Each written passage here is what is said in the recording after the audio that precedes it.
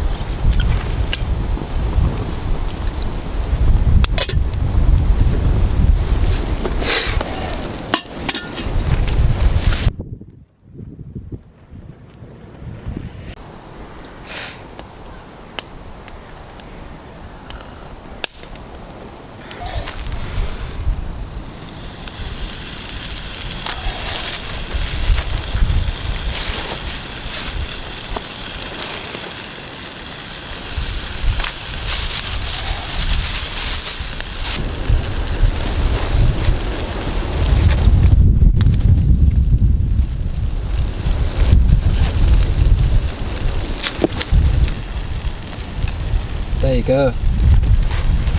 Minted. I marinated a few lamb chops in mint and lemon and rosemary and whatnot. And there it is.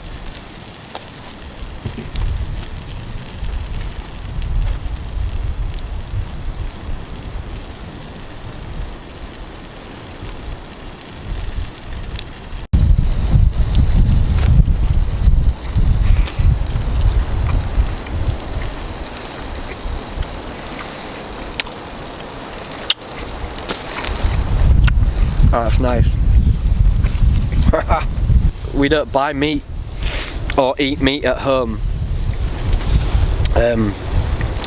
so it's only really that if I go out to eat, or sometimes have meat, or when I come out into the woods, as long as I got these lamb chops from a farmer's store sort of thing, then I don't mind. But other than that, we don't really eat meat, so to come out and to have a bit is a real treat. It's really good.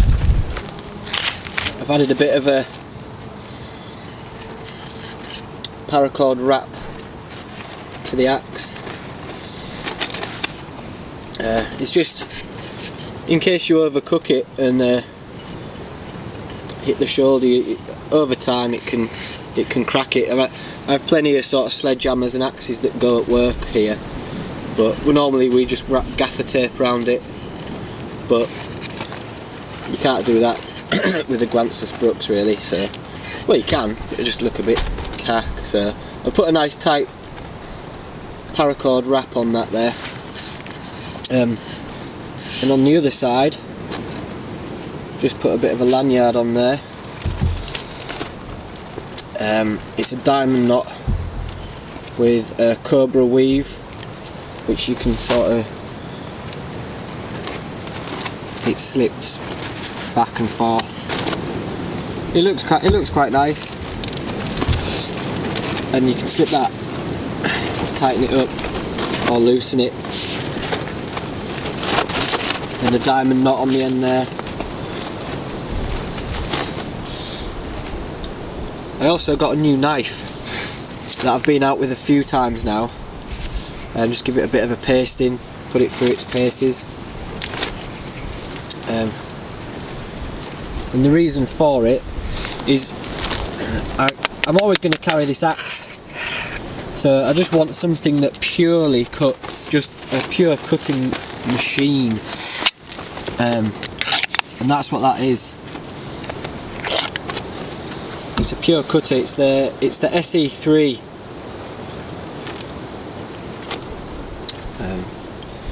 You see there. It's a lovely looking knife. Unlike my mittens, my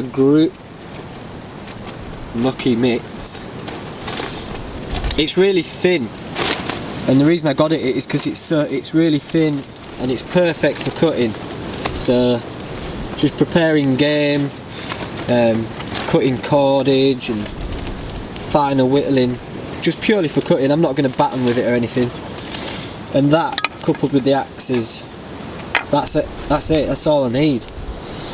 But it's beautiful. It's got the jimping on it, just seems to weld your fingers to the blade, and it's got this choil here, so you can choke right up on it for the finer bits of work. It's a flat grind as well, so it's easier for preparing game. And I find the Scandi grinds just a little bit cumbersome. For example, when you're filleting a fish, the Scandi grinds are just so cumbersome and brutal. So something like this is perfect. It's a full tang, which means the blade goes all the way to the back of the handle. And these are linen micarta scales, so really grippy even when wet, even when covered in blood or water or spunk or whatever you're covering your hands in. But I've been out with it a few times now, put it through its paces. I'm really impressed with it, and that's a knife for life. It's the ESEE have a guarantee, so if you break this, you can just send it back at any time throughout your life. So I'll have that for the rest of my days on this earth, so I'm quite pleased about.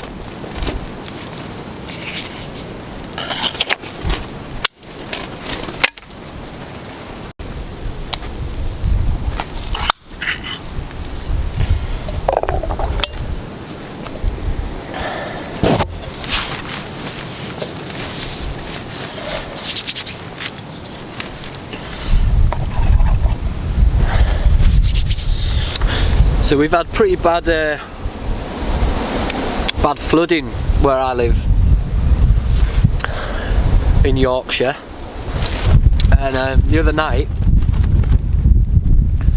at 4 o'clock in the morning there was a knock on the door, and I went and answered it, and there was 3 guys in army fatigues, obviously in the army. I answered the door just in my pants, and they were going around seeing if there was any elderly people or kids living at certain addresses, and they were planning sort of an evac. They took one look at me in my pants, and they all sort of looked at each other and were like, this guy's got it covered, he's sorted. And so they just left me to it, because obviously they've seen physique, they've seen swimming medals on wall, so they knew I had it covered. But that's a true story. It did actually happen at 4 in the morning. But it got me thinking, what do you grab? Like, there's a flood coming, what do you grab? And I've never really been into sort of bugging out or bug out bags. I used to think it was it's just paranoid or overthinking something, and the best knowledge is in your mind rather than in your bag. But it got me thinking, like, what if it was flooded? And so I am going to put together, I always have a bag ready to go because I spend a lot of time outdoors and stuff, so, but I'm going to gear it around that sort of natural disaster sort of a vibe, flooding or house fire. Just grab the bag and go. I'm only going to need a small bag anyway, just probably, I don't know, just something big enough to fit my framed picture of Steven Seagal in it. Not signed at all, couldn't get it signed, but I've got a lovely framed picture of Steven Seagal. He's got a fur jacket on and he's doing like a karate stance like that.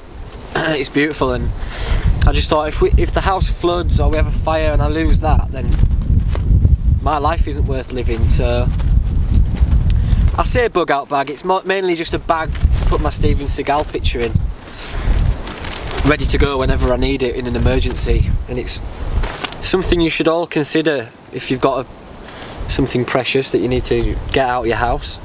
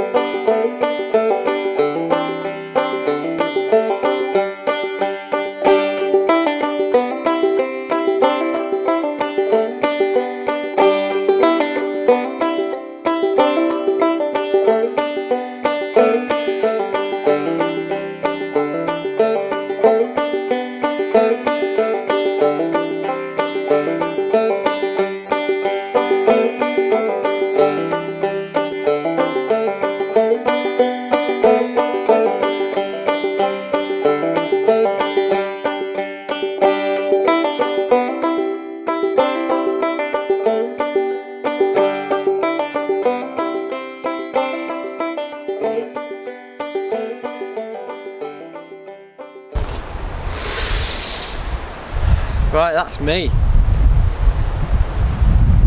I'm just going to sit against this tree and watch the sky for a bit, because I've got a good vantage point here, and I think it's going to be quite a nice sunset. I'm getting low on battery as well, so probably end it here. If I've got enough battery left, I'll film a little bit of the sunset, hopefully. Yeah, I'll be back for some more wild camping soon. This has just been a day out. I just needed to clear my head, get out in the wild, breathe it all in. But I'll be out for an overnighter soon. Whether it's with Joey D or not, we don't know. I know you lads and lassies love a bit of Joey D, don't we all? He'll be kicking about at some point. But I've got a couple of solo trips planned as well, coming up. So yeah, 2016, let's do it. Peace. We're done very soon, mate. Yeah. Flame grilled.